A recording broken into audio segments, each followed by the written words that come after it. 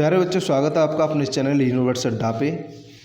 आज Arthur Holmes का संवहन तरंग सिद्धांत पर चर्चा होगी और इस पूरे सिद्धांत को सबसे पहले समझ लेते हैं क्या होती हैं संवहन धाराएं और पूरे सिद्धांत में किस तरह की चीज़ों का वर्णन किया गया है।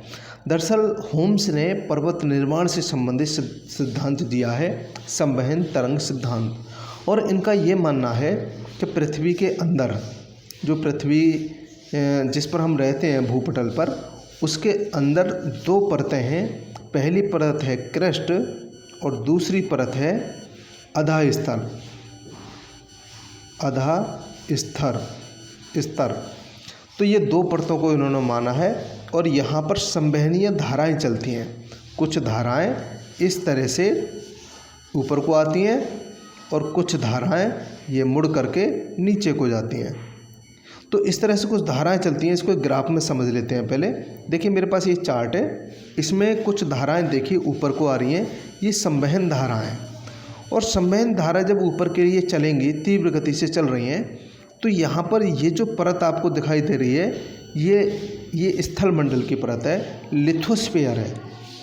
तो यहाँ पर ये बार बार टक्कर मार करके इसको क्या करती हैं, इसको पतला कर देती हैं और पतला करके ये धीरे धीरे टूट करके ये स्थल अलग चला जाता है और ये स्थल खंड का टुकड़ा अलग चला जाता है और यहाँ पर सागरों का विकास हो जाता है या भूषण नदियों का निर्माण हो जाता है। अब इन्होंने दूसरी तरफ ये बताया है कि जहाँ पर ये धाराएं नीचे को जाती हैं, वहाँ पर ये साथ में लिथोस्फीयर को भी अपने साथ नीचे लेके जाती हैं या पुश करती हैं, धक्का मारती हैं। और इस तरह से जब ये नीचे चली जाती हैं तो नीचे जा कर के यहाँ पर दुर्बलता मंडल है। दुर्बलता मंडल में ये चट्टानें गलने लगती हैं और यहाँ पर ज्वालामुखी विस्फोट होने लगते हैं। तो यहाँ पर पर्वतों का विकास होता है। लेकिन दूसरे प्रोसेस में इन्होंने ये माना है कि पर्वत निर्माण की प्रक्रिया 3 पार्ट में होती है, नंबर 1, नंबर 2 और नंबर 3। तो जो नंबर 1 पार्ट है, तो ये धाराएँ तीव्र गति से चल रही होती हैं, लेकिन नंबर दूसरे पार्ट में ये धाराएं बहुत ज़्यादा तीव्र हो जाती हैं और तीसरे स्टेप में ये धाराएं पूरी तरह मंद पड़ जाती हैं। तो इनसे ये बात भी स्पष्ट होती है कि जब ये धाराएं तीव्र गति से चल रही होती हैं, पहली और दूसरी में बहुत तीव्र चल रही होती हैं, तब ये जो लिथोस्फीयर का पार्ट है ये नीचे आ रहा होता है और तीव्र गति से नीचे आ रहा होता है। लेकिन जब ये धारा मंद हो जाती हैं तो यहाँ इन पे जो दबाव लग रहा था, जो नीचे को पुश करने की प्रक्रिया हो रही थी, अब वो ख़त्म हो चुकी है। इसलिए ये फिर अपनी जगह लेना शुरू कर देता है और यहाँ पर ये उत्थान करना शुरू करता है और इस तरह से पर्वतों का निर्माण हो जाता है। इससे पहले हमने कोबर का सिद्धांत समझा था। कोबर या होम्स दोनों ने ही पर्वत निर्माण प्रक्रिया से पहले भूसन्निधियों का निर्माण माना है। भूसन्निधि क्या होती है मैं पिछले वीडियो में बता चुका हूँ। एक ऐसा धंसा हुआ क्षेत्र जो कि स्थल खंड से थोड़ा नीचा होता है, जिसमें चारों तरफ से आकर के पानी गिरता है, नदियों के द्वारा वर्षा का पानी और बर्फ़ का पिघला हुआ पानी आकर गिरता है। तो इससे क्या होता है, पानी में धूल के कण और अवसाद आता है जो कि यहाँ पर जमा हो जाता है और अवसाद इस भूसन्निधि में जमा होने से, दबाव पड़ने से यह अवसाद नीचे जाता है और जब लंबा समय इसको बीत जाता है तो अवसाद में रूपांतरण होता है। यानी अवसाद जिस तरह की चट्टानों से बना था, अब उसका रूप बदल रहा है, रूप बदल जाता है और रूप बदलने के बाद इसका घनत्व बढ़ जाता है। जब इनका रूप बदल जाता है तो ताप और दाब के कारण इनका घनत्व बढ़ जाता है। जब इनका घनत्व बढ़ जाएगा तो फिर और ज़्यादा धंसाव होगा और ज़्यादा धंसाव होने से वहाँ पर्वत निर्माणकारी जो दशाएं हैं वो उत्पन्न होती हैं और पर्वतों का निर्माण होना शुरू होता है। तो इस तरह से होम्स ने संवहन धाराओं के आधार पर पर्वतों के निर्माण की व्याख्या की है और अपना संवहन तरंग सिद्धांत दिया है। ये जो आपको चलती हुई दिखाई दे रही हैं, ये संवहन धाराएं कन्वेक्शनल रेंज इनको कहते हैं हम। आगे हम इसके सिद्धांत को पढ़ते हैं पूरे को और इसको नोट भी करना होगा आपको। आर्थर होम्स का संवहन तरंग सिद्धांत। होम्स के अनुसार रेडियो सक्रिय पदार्थों द्वारा महाद्वीपों के नीचे संवहनीय धाराएं उत्पन्न होती हैं। ये धाराएं महाद्वीपों के नीचे मध्य भाग से बाहर की ओर चलती हैं। कालांतर में महाद्वीप के बीच में पतले होकर टूट जाते हैं जो मैंने अभी आपको बताया कि जब धाराएं इस तरह से चलती हैं तो जो लिथोस्फीयर का पार्ट है ये पतला होने लगता है और फिर बाद में जाकर के टूट जाता है। खंडित महाद्वीप के मध्य भूसन्नतियों का निर्माण होता है। जब ये खंडित हो जाता है तो बीच में सागरों का मैंने बताया का निर्माण हो जाता है या फिर भूसन्नतियों का निर्माण हो जाता है, जिनमें तलछट एकत्रित होती है। अब तलछट क्या, अवसाद जो कि पर्वतों से नदियाँ मिट्टी लेकर के आती हैं वो तलछट होती है और वो एकत्रित होती है। महासागरों के नीचे भी संवहनीय धाराएं मध्य भाग से बाहर की ओर चलती हैं, किंतु ये धाराएं कम शक्तिशाली होती हैं। महाद्वीपों और महासागरों के नीचे की धाराएं महाद्वीपों के किनारे विपरीत दिशाओं में मिलकर आधा स्तर के नीचे की ओर प्रवाहित होती हैं। इसलिए महाद्वीपों के किनारे पर कुछ तो भूमि का अवतलन होता है। मैंने अभी आपको बताया कि जब पुश करती हैं ये धाराएं नीचे की ओर तो यहाँ पर स्थल मंडल का जो टुकड़ा होता है, भाग होता है, वो भी नीचे की ओर जाता है। तो यहाँ भूमि का अवतलन का मतलब वो स्थल मंडल का जो टुकड़ा होता है, अवतलन मतलब नीचे की ओर जाता है, धंसता है या डूबता है, जिससे यहाँ सागरीय गर्त बनते हैं और कुछ महाद्वीपों से एकत्रित हुई तलछट में बलन आ जाता है, जिससे किनारे की समानांतर पर्वत श्रेणियों का निर्माण हो जाता है। आगे देखते हैं, इसमें आर्थर होम्स ने अपने इस संवहन तरंग सिद्धांत का प्रतिपादन 1928 और 1929 में किया। इन्होंने पृथ्वी की आंतरिक संरचना को दो मंडलों में विभक्त किया है। ऊपरी मंडल पहला माना है इन्होंने, जो हमने क्रेस्ट के बारे में चर्चा की थी अभी, और निचले मंडल के इन्होंने आधा स्थल माना है। क्रेस्ट की रचना सियाल और आधा स्थल की रचना सीमा से हुई है, तो इन्होंने ये स्पष्ट किया है। होम्स के अनुसार संवहनीय तरंगों की क्रिया चक्रीय होती है तथा इसी के दौरान भूसन्नति का निर्माण, पर्वतों की उत्पत्ति तथा उसका उत्थान होता है। इस दौरान संवहनीय तरंगें निम्न अवस्थाओं से होकर प्रवाहित होती है। इन्होंने 3 अवस्थाओं में इसको बांटा है, ये हम चर्चा कर चुके हैं। पहली अवस्थाओं में संवहनीय धाराएं तेज होती हैं, दूसरी में बहुत ज़्यादा तेज होती हैं और तीसरी अवस्था में क्या होता है, तीसरी अवस्था में ये मंद पड़ जाती हैं। इसीलिए पर्वतों का उत्थान होना शुरू होता है।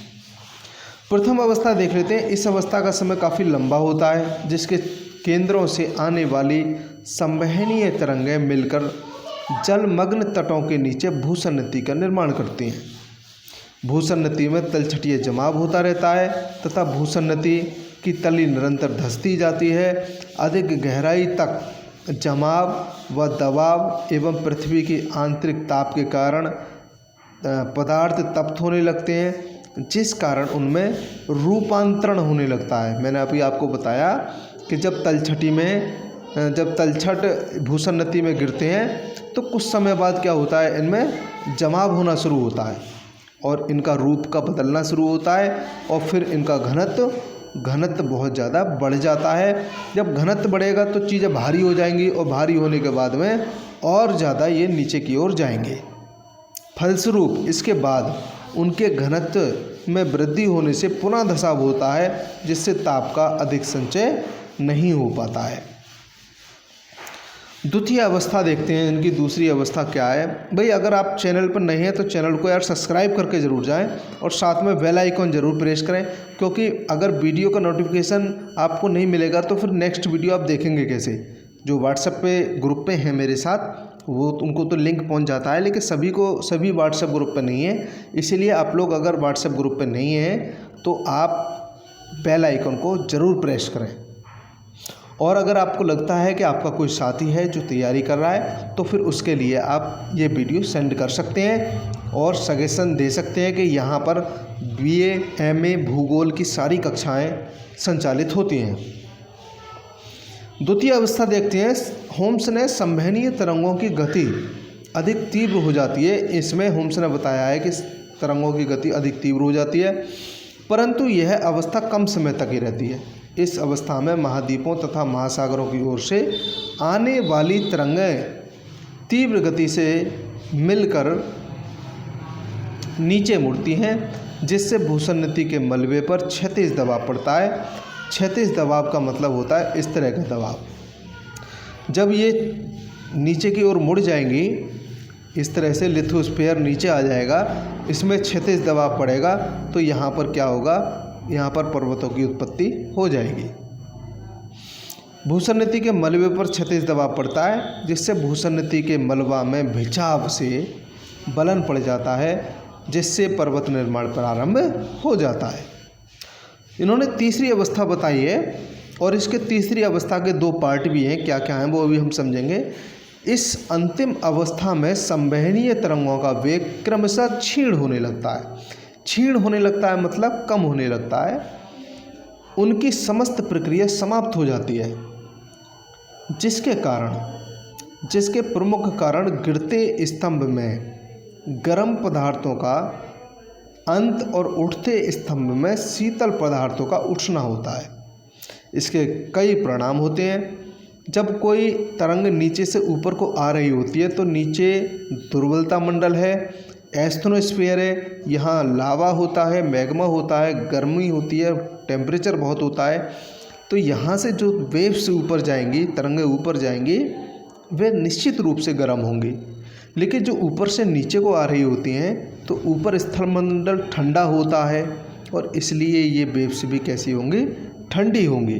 तो इन्होंने यही स्पष्ट किया है कि यहाँ पर गिरते स्तंभ, गिरते मतलब ऊपर से नीचे आते, गिरते स्तंभ में गर्म पदार्थों का अंत मतलब बिल्कुल लास्ट हो जाता है, और उठते स्तंभ में शीतल पदार्थों का उठना है। इसके कई परिणाम होते हैं। क्या क्या परिणाम होते हैं देख लेते हैं इसको। नंबर पहला है तलछटी के जमाव के समाप्त हो जाने से दबाव कम हो जाएगा, जिसके कारण गिरते स्तंभ के पदार्थ धीरे धीरे ऊपर उठने लगते हैं तथा पर्वतों के उत्थान प्रारंभ हो जाता है। नंबर वाह है दबाव के कम हो जाने से नीचे दबे हुए पदार्थ अब ऊपर उठने लगते हैं, जिससे पर्वतों में पुनः उत्थान होने लगता है। तो ये इन्होंने स्पष्टीकरण दिया है। अब देख लेते हैं कुछ आलोचनाएं। सिद्धांत कितना भी अच्छा हो उसकी आलोचनाएं होती ही हैं, कुछ ना कुछ कमियां रह जाती हैं, खामियां रह जाती हैं। तो उसी के उसमें देख लेते हैं क्या क्या इसकी आलोचना है। पहला पॉइंट इन्होंने आलोचकों ने बताया है कि उठते व गिरते स्तंभ की धारणा संदेहास्पद है, ये सही नहीं लगती है, गलत लगती है, इसलिए ये सही भी है। दूसरा आलोचना है इसकी, संवहनीय तरंगों को पृथ्वी के अंदर ताप प्रवणता तथा रेडियो सक्रियता पदार्थों पर आधारित बताया है, जिनके बारे में जानकारी बहुत कम है। और तीसरा, रूपांतरण के प्रभाव से भारी पदार्थों का नीचे की ओर धंसाव सही प्रतीत नहीं होता है। नंबर चौथा है क्रिस्ट के नीचे संवहन तरंगों का क्षैतिज प्रभाव भी एक संदेहास्पद तथ्य है। नंबर पाँचवा है आरोही तरंगें क्रिस्ट के नीचे ना मुड़कर धरातल पर ऊपर की ओर भी चल सकती हैं।